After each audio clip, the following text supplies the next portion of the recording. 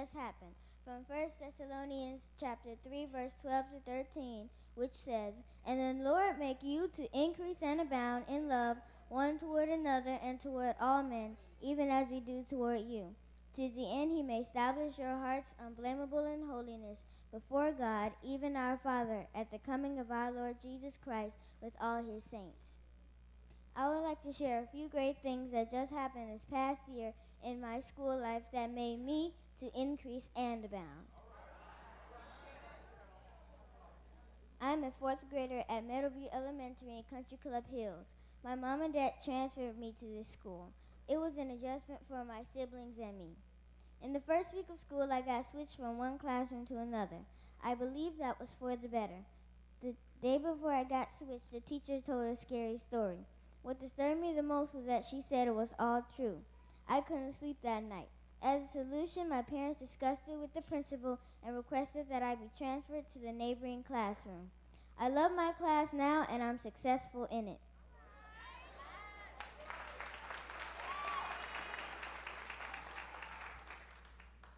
This school year, I participated in a running club called Girls on the Run, where I ran my first 5K. Many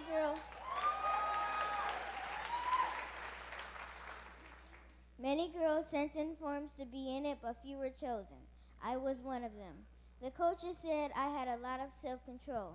God gave me the ability to have self-control. Another great thing that happened this school year is my grades. I've gotten straight A's this whole school year.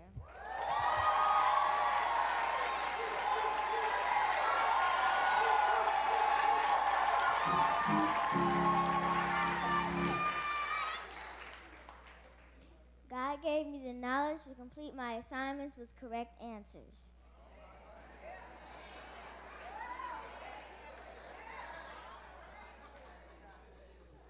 My teacher, Miss Evans, allowed me to teach a lesson on bullying. She gave me the assignment one day before I had to teach, so I only had one night to get it ready. She said I did a fantastic job and showed it to our principal. God gave me the energy and the knowledge to teach. Another great thing that just happened, I was inducted into the National Elementary Honor Society. To me, it means that the Lord increases your love towards other people and not just yourself. He will strengthen your heart so that you will know right from wrong and you will do right and stay holy to God's word, so that when Jesus comes back, he will take you home. There are many things I am grateful for and many things that are great in my life. If I could, I would show them all to the world because I like bragging on God. So I'm going to start bragging. My first point is nothing can beat God. If someone says something negative to you and they say it's going to happen soon, God will do something better than what they said in front of their faces. They probably won't have an idea of how it happened because they are probably not saved yet. But living miracles like my great-granny can bring them closer to God. In 2004, doctors thought that my great-granny had cancer. 10 years later, Viola Orr is still cancer-free and has recently celebrated her 85th birthday on March 30th. My second point is family is everything. No matter how close you are to another person out of school or in school, there are no other people who will love you as much as your family. You will all have something in common which draws you closer to one another, like my brother AJ. We like to watch Medea's Big Happy Family together. What makes you family is not who you were born out of or if you don't have the same mom or dad. It's because of how you show love towards your family and how they show love back to you. Since I can remember, I've always wanted to follow my brother Levance. So I did, all the way to Spokane, Washington to be in his wedding and celebrate his marriage to my sister-in-law, Bethany. Even though we only share the same dad, he always shows his affections toward me and I show my affections towards him. He protects me in a special way, just like God does, even though I can't see him. Another great thing that just happened in my family was meeting my older sister Ayana and my nephew Samir for the first time. During spring break in Virginia, I wanted to copy her. I asked her a lot of questions about everything she knew and tried to be like her, just not physically. I see the example of Christ in my sister because I also want to copy Christ and ask him questions about everything he knows and be like him, loving, smart, beautiful, responsible, and giving. My third and final point is love heals.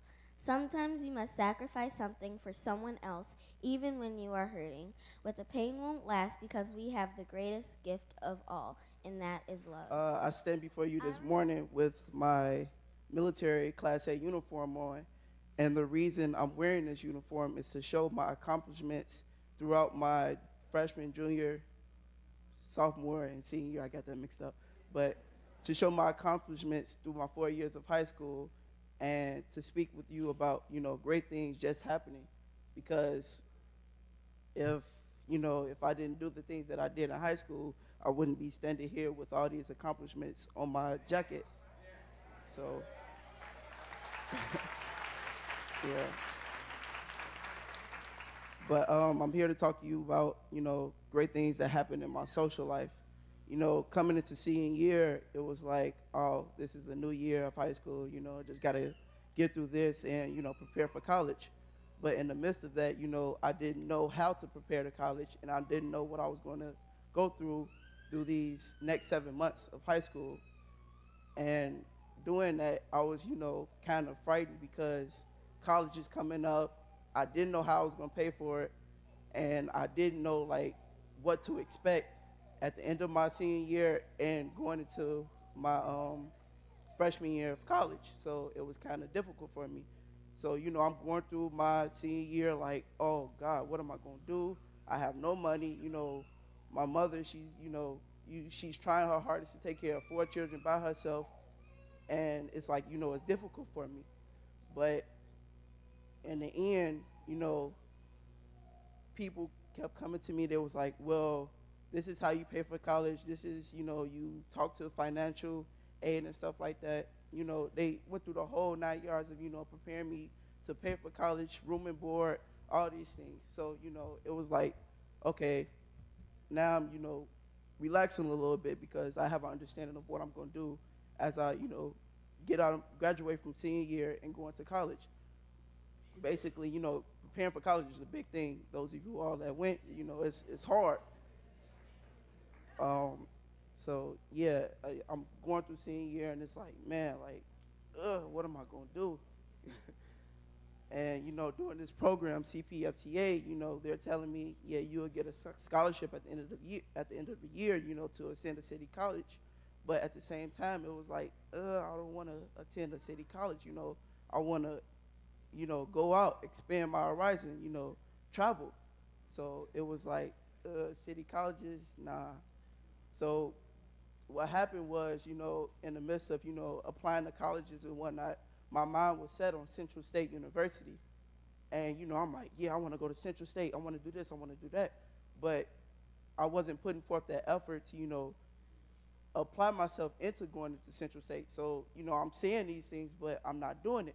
So it's like, you can't be doing that time. You got to step up.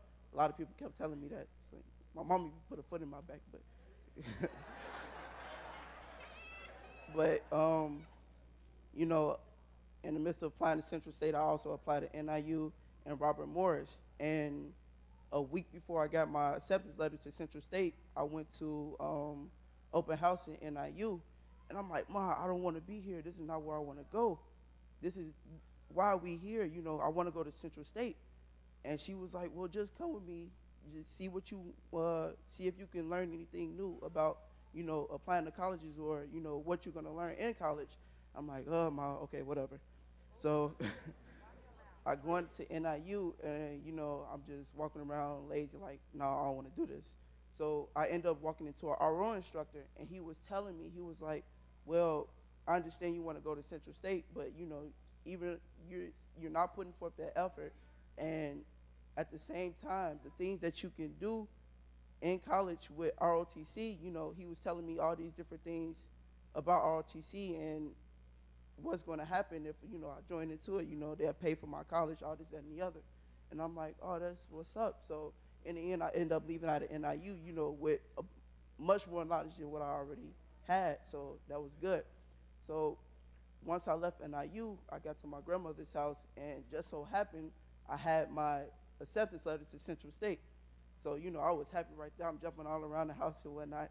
And with the letter, they also gave me a scholarship, a freshman scholarship, for $3,000 to attend their school. And with that $3,000, because my time is running out, with that $3,000, I also was able to pay for college along with financial aid. And with all that being paid for Central State, my mother only has to come out of her pocket with less than $3,000. And even with that, she might not have to pay for college at all because, me being a drumline and playing football, I'm going to Central State, and they're also going to give me a scholarship for that. So it's like... So first off, I would like to begin by saying I feel it's important to have a relationship with God for yourself. Because when God does things for you personally, it draws you closer to him spiritually. And that to me is an important aspect in life. And just having communication with God through prayer and having faith in him to do things that you never thought he would do for you is something that I learned at a young age. For years, I had been hoping, praying, and begging my parents for something that I now understand God was waiting to bless me with. Patience was what God was testing me with to get my braces.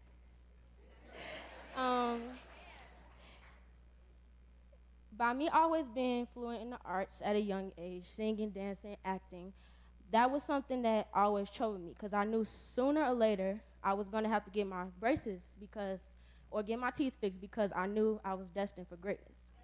So since my parents' insurance didn't cover the braces, I had no choice but to just pray and keep believing God that I would get them, that he would make a way for me to get them.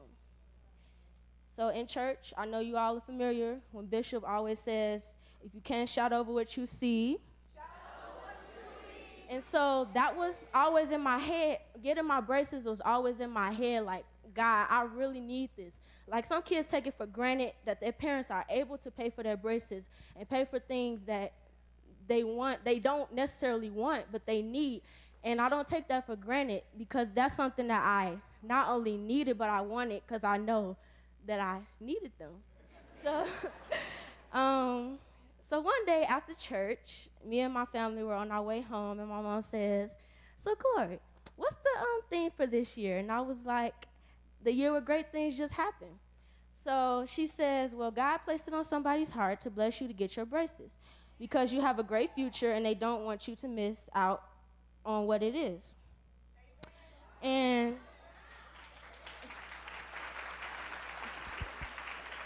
I don't know if the mic was on when I said that, but that's great to me. So at that very moment, I was just in a state of awe. Like, God, you did that for me? Like, this is something that I've been wanting for a while. Like God, you're great. Like, I was just praising God, like literally screaming in the car, let the windows down and scream.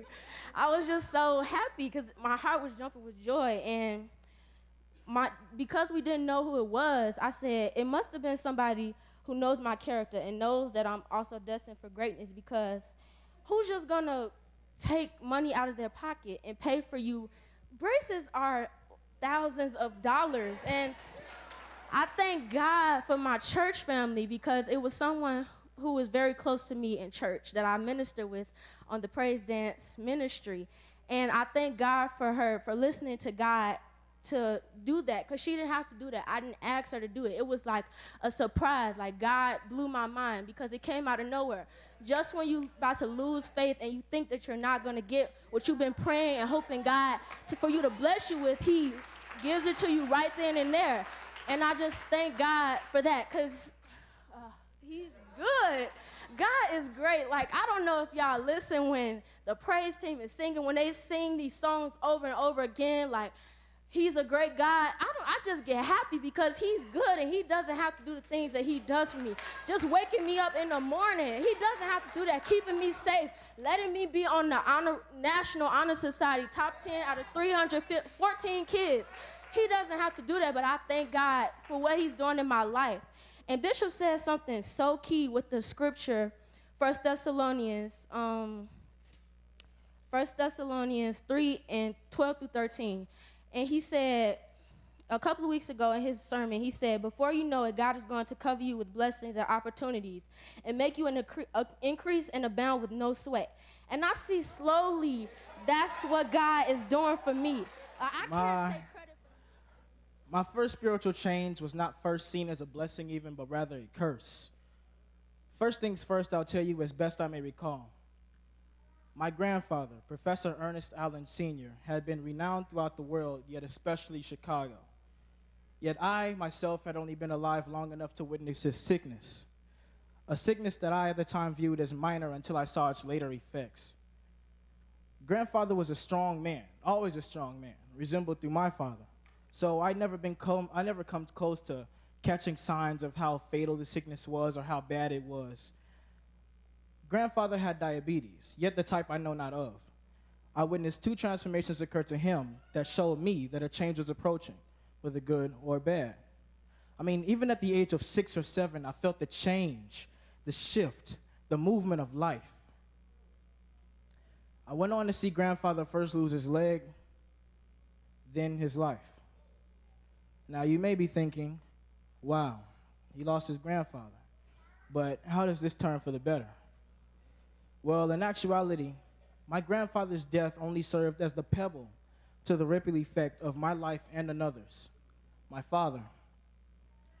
Few Sundays after the passing of his father, my father took the mantle and began to preach, and shortly after was he chosen with the gift of prophecy. After seeing God use my father the ways that he did, I had only one goal in mind, and that was to be a preacher. Am I following in his footsteps correctly? This only serves as practice to what the future holds as the ultimate answer. Now, the second and perhaps most influential blessing that anointed my life was my birth mother's life and death. Mother had liver cancer and was pregnant with my youngest brother, Eric. Thus, the attention had not been even hinted as to expect such an occurrence, for we had all been so focused on the successful birth of Eric Contrell Allen. After the successful delivery of Eric, we found striking news that mother was stricken with liver cancer. Insomuch I was always happy, blind to the ending of this chapter in my life. Climax and exposition both hurled themselves at me quick, for I lost my mother in a flash. However, the blessing was this. God allowed not the death to hinder my life, but rather opened doors and windows for more blessings. I went on to feel no pain. I pursued many great things in God's and her honor. I know these blessings lie untrue to my life due to me being able to stand and give you my testimony today with humility and humor in my heart. I allowed not death to change me forever. No, I refuse to be some depressed child shaken in the faith. So instead, I stayed anointed. I laughed and I stayed happy. I believe that God did this for a reason. Understand this. In your trials and circumstances, you must know that the Bible is always right. Romans 8:18 says, "For I reckon that the sufferings of this present time are not worthy to be compared with the glory which shall be revealed in us." So even though we may have situations that cause our spiritual changes, God is always present. And as long as Jesus goes with me, I'll be all right.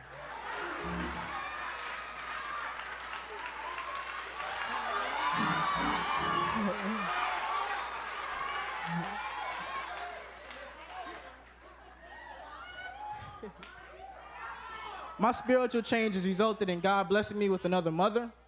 He blessed my dad with another wife. He blessed me with another brother. And as long as you hold on to God's unchanging hand, he'll always bless you with another chance.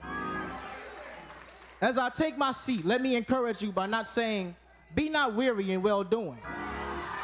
For in due season, you shall reap if you faint not." Look at your neighbor and say, neighbor, whatever you do, don't faint. God bless you today.